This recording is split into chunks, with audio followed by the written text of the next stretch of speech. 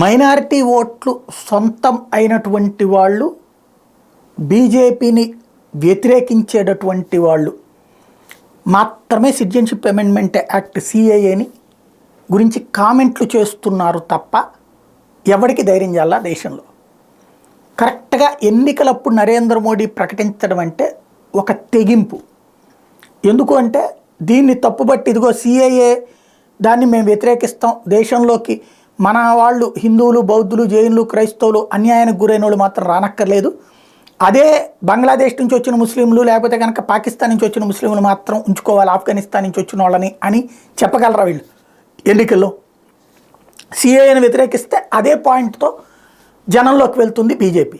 Elections టైంలో ఎదవరకైతే కనుక anti హిందుత్వ అన్నటువంటి సెంటిమెంట్ బలంగా ఉండేది, దాన్ని వినియోగించుకునే పార్టీలు. ఇప్పుడు హిందుత్వ సెంటిమెంట్ను బలంగా తీసుకొచ్చినటువంటి బీజేపీ దాన్ని ఇప్పుడు అస్త్రం కింద వాడింది. సిఏఏని వ్యతిరేకిస్తే వాళ్ళు ఇప్పుడు దేశద్రోహులే అవుతారు.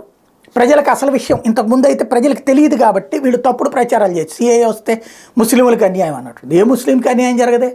మామూలుగా ముస్లింలు ఈ దేశంలో పౌరసత్వం కాబట్టి పాకిస్తాన్ వాళ్ళు, ఆఫ్ఘనిస్తాన్ వాళ్ళు అప్లై చేసుకోవచ్చు.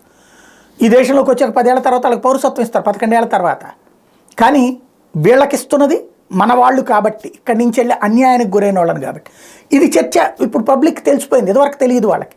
ఇంకోటి, ఈ దేశంలో ముస్లింలు తరిమేయడానికి చట్టం అంటూ ముస్లింలు మోసం చేశారు, తప్పుడు ప్రచారాలు చేశారు, అదేం లేదని ఇప్పుడు తెలిసిపోయింది. కాబట్టి ఇవాళ తప్పుడు ప్రచారాలతో చెయ్యలేని పరిస్థితిని సృష్టించి కరెక్ట్గా ఎన్నికలకు ముందు రెఫరెండం లాగా తీసుకొచ్చాడు నరేంద్ర మోడీ. ఇప్పుడు దాన్ని ద్వేషించి వ్యతిరేకించి జనంలోకి వెళ్ళగలమా అన్నటువంటిదే ప్రశ్న. అందుకే చూడండి, సిఏఏని చట్టం అమలయ్యాక వ్యతిరేకించినటువంటి తెలుగుదేశం పార్టీ సైలెంట్ అయిపోయింది, వైఎస్ఆర్ కాంగ్రెస్ పార్టీ సైలెంట్ అయిపోయింది, బీఆర్ఎస్ సైలెంట్ అయిపోయింది. ఇక్కడ గమనించండి, బీఆర్ఎస్ సైలెంట్ అయిపోయింది.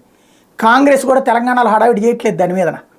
ఎక్కడా కూడా కాంగ్రెస్ కూడా ఊరికినే స్టేట్మెంట్ ఇచ్చి ఊరుకుంటుంది కానీ హడావిడి చేయట్లా, ఉద్యమాలు చేయట్లా. చేస్తే వీళ్ళని ఇక దేశద్రోహుల కింద చూస్తారన్న భయం పట్టుకుంది. That is Modi.